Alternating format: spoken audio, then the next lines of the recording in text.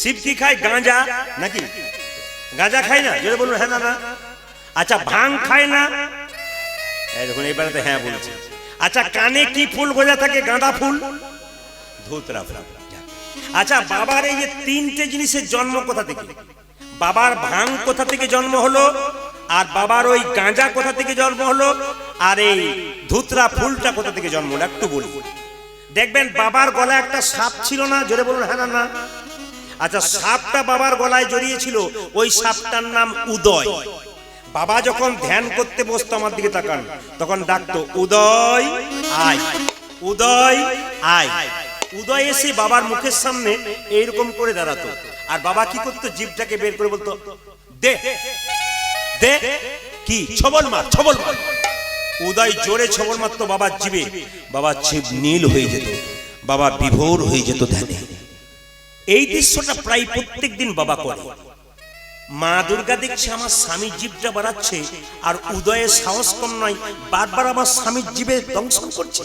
তার মানে ও আমার স্মৃতি সিঁদুর মুজবার ব্যবস্থা করছে। দাঁড়া তোকে দেখাচ্ছি।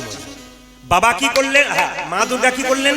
যখন বাবা ভোলানাথ ধ্যানে আছে, তখন মা দুর্গা ডেকে বলে এ উদয় এদিকে আয়। উদয় ডাকলো, আমার মা ডাকছে, একবার যাই।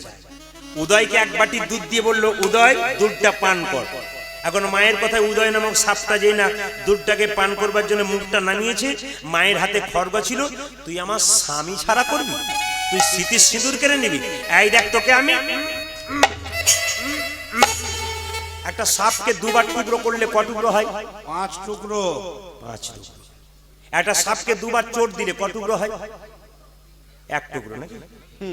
4 টুকরো। যাক, মানে সেই ভোটের সময় হয় না, কিছু কিছু লোক এ দলেও মুড়ি খায়, ও দলেও মুড়ি খায়, আর কাকে যে ভোট দেয় একমাত্র তিনি ছাড়া কেউ জানেন না। এই জন্য আপনাদের দেখছি সব দলেরই লোক এখানে রয়েছে।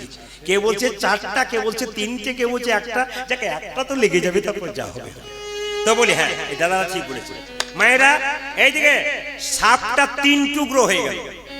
মাথার দিক এক, মাঝের দিক এক, লেজটা এক। দুর্গা দেখলো বাবা স্বামী যদি জেগে যায় ধ্যানে জানতে পারবে, ব্যাপারটা খারাপ হয়ে যাবে। 3টি গর্ত করে দুর্গা একদিকে মাথাটা, একদিকে মাঝটা, একদিকে লেজটা পুঁতে দিয়ে মাটি ঢাকা দিয়ে দিল।